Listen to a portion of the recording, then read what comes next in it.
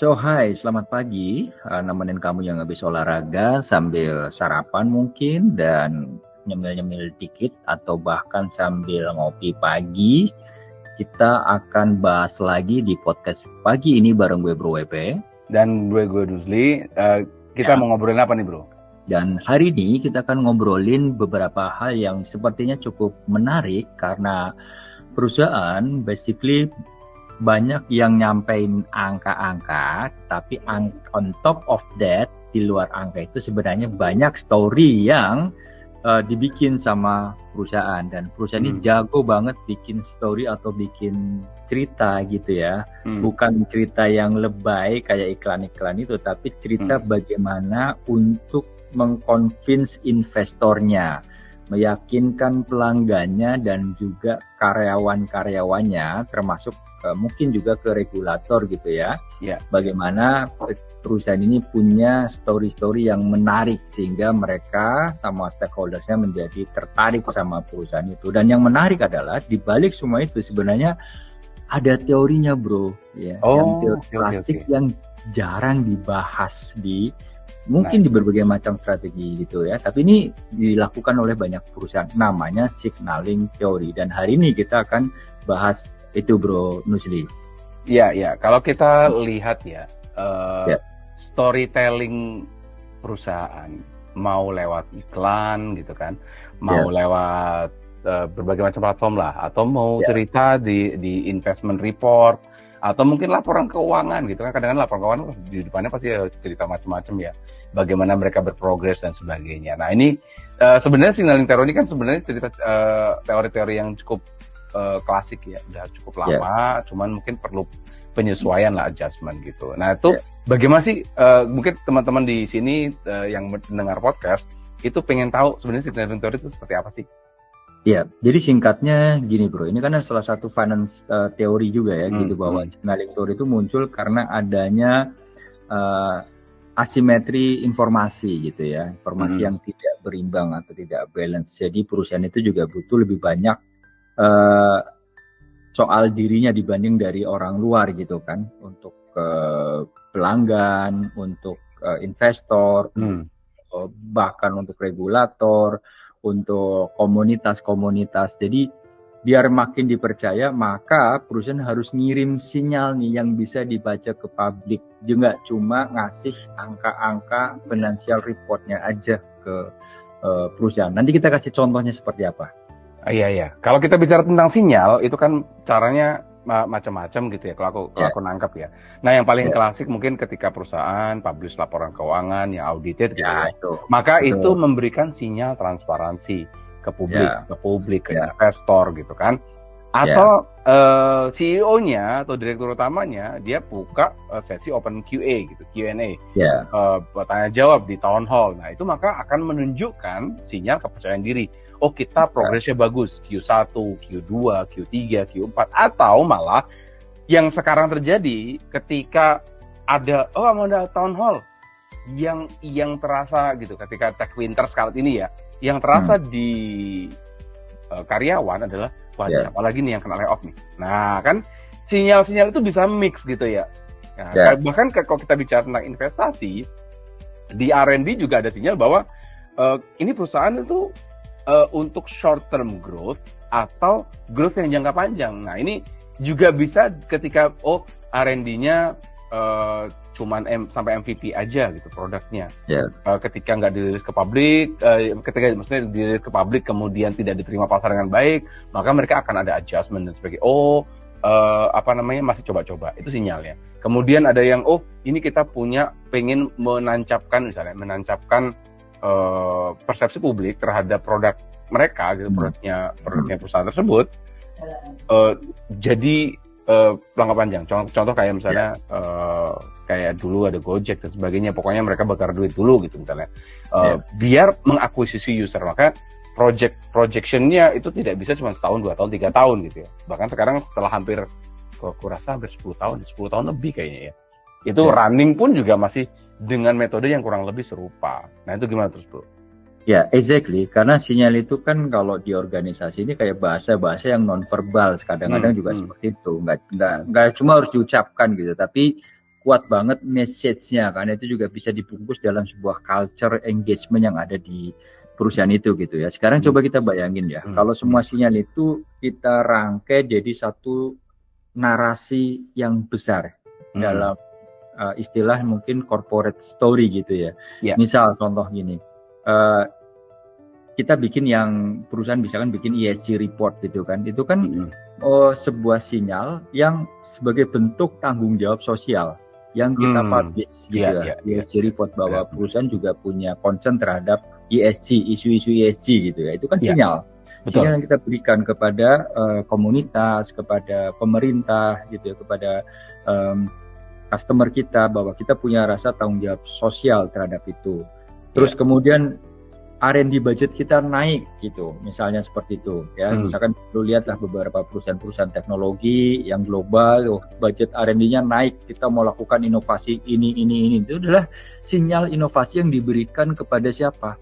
Kepada investor, kepada customer-nya gitu kan, bahwa ini perusahaan sedang melakukan perubahan secara produk, features dan lain sebagainya untuk mengconvince mereka lagi. Betul. Terus ada lagi misalnya berita founder masih turun langsung di lapangan, bahwa itu menandakan sinyal yang komitmen foundernya itu tinggi gitu kan, atau presiden atau CEO-nya langsung turun mengecek kondisi di lapangan, pura-pura jadi customers-nya misalnya gitu ya. Nah itu juga sinyal menandakan bahwa komitmen CEO-nya luar biasa tinggi. Nah itu salah satu contohnya gitu ya, Bro. Gimana, Bro? Cuma kalau gua pikir ya, founder masih turun langsung itu bisa mix sinyal. Pertama, mungkin bisa jadi sinyal komitmen personal gitu ya. Tetapi kalau bisa jadi kalau salah menentukan strategi dan bergerak, malah jadi sinyal ini micromanagement. Itu benar-benar harus hati-hati gitu ya. Makanya disinilah peran tim strategi itu penting gitu. Bukan cuma nulis moto, tagline gitu ya, tapi bagaimana mengkurasi sinyal-sinyal tersebut jadi cerita strategis. Tadi yang seperti gue bilang, foundernya masih turun langsung misalnya, yang tadi lo ceritain ya, itu bisa jadi mix sinyal. Kalau misalnya ternyata tadi ada komitmen personal, dia nyamar jadi customer-nya. Jadi dia bisa ngerasain langsung sebenarnya customer engagement di depan, misalnya frontliner gitu ya, itu bagaimana menghadapi penghalangan, ketus dan sebagainya, itu jadi catatannya dia. Apa yang harus diperbaiki? Itu jadi sinyal komitmen personal, itu bagus. Tetapi ketika founder masuk turun langsung, dia harus sampai micromanage timnya, wah itu sinyalnya malah ini perusahaan di-manage dengan benar apa enggak sih kan gitu. Nah itu yang perlu dikelola dan diolah sama tim strategis. Jadi setiap keputusan dari investasi, rekrutmen, operasional, sampai bagaimana mereka menjual, jadi bagian dari story perusahaan gitu, jadi corporate story gitu, Bro. Ya, nah kalau kayak gitu, kalau kita lihat ya, benar banget, karena pada akhirnya kan apa yang nanti dilakukan itu kan menjadi sebuah trust di publik gitu ya. Jadi betul.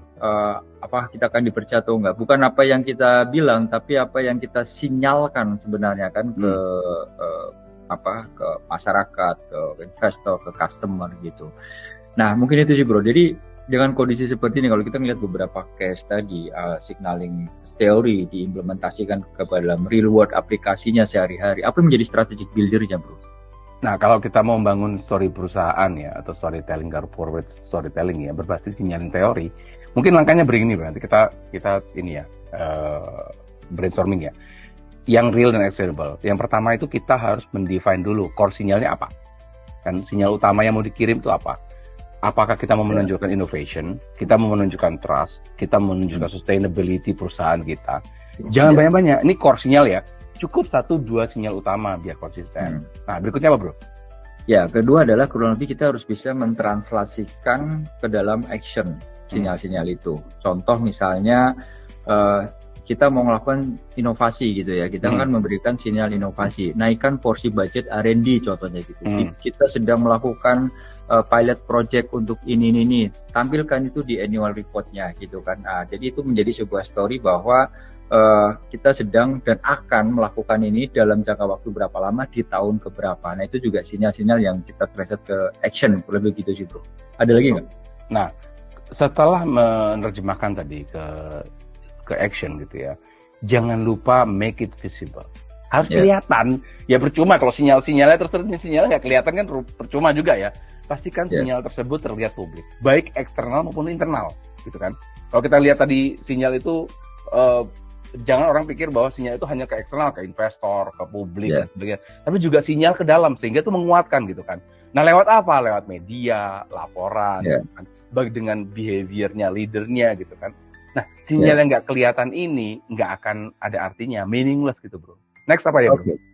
Nah, yang perlu kita pastikan adalah konsistensi juga di sini. Jangan sampai gini, board ngomong, kita sedang melakukan efisiensi transformasi perusahaan dengan cara efisiensi misalnya begitu ya. Sinyal itu diberikanlah, sampaikan ke halayak rame gitu ya, publik gitu ya, atau even juga ke employee. Tetapi di sisi lain, keputusannya tidak konsisten. Contoh misalnya ternyata minggu depan beli kantor yang mewah gitu kan, atau ada boardnya outing sendiri kemana gitu lah ya, yang mewah-mewah, itu juga akan merusak sinyal bro, karena nanti konsistensi itu nyawa signaling gitu loh. Kalau itu udah nggak konsisten, akhirnya signal yang kita sebarkan menjadi tidak dipercaya lagi nanti oleh publik bro. Iya, jadi meaningless ya, antara yang diucapin sama yang dilakuin beda. Nah, berikutnya mungkin yang setelah tadi action, kemudian terlihat konsisten gitu kan, jangan lupa dievaluasi. Itu always, evaluasi itu harus selalu ada. Bagaimana persepsi orang terhadap sinyal itu? Bagaimana sinyal itu ditangkap di publik gitu ya, baik eksternal maupun internal. Apakah publik baca sesuai dengan niat kita, atau malah jadi salah tafsir? Mungkin dia punya multi tafsir tadi. CEO-nya atau foundernya turun langsung. Salah strategi, itu sinyalnya jadi berubah. Nah, evaluasi ini penting agar arah strateginya tuh jadi lurus, benar, sesuai dengan apa yang diharapkan gitu, bro. Iya, jadi memang kan kalau kita lihat storytelling itu bukan bikin narasi yang indah saja gitu ya, tapi juga ngatur orkestrasinya, sinyal ini yang bisa dibaca oleh semua stakeholders yang ada, baik stakeholders yang internal maupun eksternal gitu ya. Kalau kita coba ngambil contoh real case lagi deh ya, kita coba lihat. Gitu ya. Contohnya misalnya di Tesla nih, karena kan foundernya sering ngomong macam-macam banyak gitu ya, bahwa sering keluar Elon Musk gitu. Betul, Elon Musk kan sering ngomong gitu. Misalkan contoh Elon Musk ngomong nggak perlu nggak perlu ngomong misalnya kami perusahaan masa depan. Misalnya ya Elon Musk kan nggak perlu ngomong kayak gitu, tapi sininya jelas investasi besar di Gigafactory misalkan, fokus ke renewable energy dan komunikasi yang transparan, itu yang kadang belak-belakan juga Elon Musk ngomong. Nah itu contoh signaling story yang dibangun oleh si foundernya Elon Musk gitu, sehingga orang akhirnya akan percaya masa depan Tesla itu akan kemana. Nah, itu salah satu contohnya kan real case. Iya, dan hasilnya orang bukan cuma beli mobil Tesla gitu, tapi beli cerita sama visinya ya. Itu power dari signaling yang solid. Dan ini uniknya ya, itu ditiru sama BYD loh. Jadi betul. BYD itu ngelihat jadi BYD nggak terlalu perlu mirip-mirip ya, nggak perlu bangun cerita macam-macam. Orang cukup melihat bahwa BYD pun itu bangun kota. Ini bukan cuma bangun factory yang tadi ya. Tesla bangun Gigafactory mereka yang di Texas kalau nggak salah ya, yang kayak kota gitu, mereka ada kota khusus buat membangun itu, dan hal yang sama itu ditiru sama BYD. Artinya story suksesnya ini itu bisa direplicate gitu kan. Jadi bukan cuma masalah ini. Nah kalau kita bicara tentang dunia strategi gitu kan, ketika bicara tentang Tesla gitu ya, dan perusahaan lainnya gitu ya. Ketika kita melihat, kita juga tidak tertutup sama pola pikir bahwa sinyalnya harus begini. Kalau kita bisa melihat dari kompetitor, misalnya kompetitor kayak tadi BYD melihat kompetitornya Tesla gitu ya, untuk bisa lebih sukses, ya jalan orang sukses yang diikutin kan gitu bro. Ya, jadi intinya adalah story itu dibangun bukan diceritakan gitu ya, mulai dari sinyal yang kuat, aksi yang nyata, dan tetap harus jaga konsistensinya gitu bro ya. Betul. Kayaknya udah cukup ya bro waktunya, kita udah cukup. Lebih dari gak kerasa udah 10 menit. Cukup menarik kita bahas mengenai signaling teori. Dan mungkin nanti kita akan bahas lagi minggu depan di tema dan juga yang berbeda. Silakan kalau ada yang mau komen, kasih feedback atau mau ngasih judul tema apa yang akan kita bahas di Strategi Room minggu depan, ya silakan komen di LinkedIn kita, di YouTube kita, dan di media kita yang lain di Strategi Room kita. Thank you sudah dengerin kita hari ini. Gue Bro WP. Dan gue Bro Nuzli. Kita berjumpa kembali di episode mendatang, di mana kita bahas strategi dari teori, kemudian kita bicara strategi buildernya, sampai ke contoh perusahaan yang menerapkannya. See you soon. Cheers. Thank you. Bye. Cheers.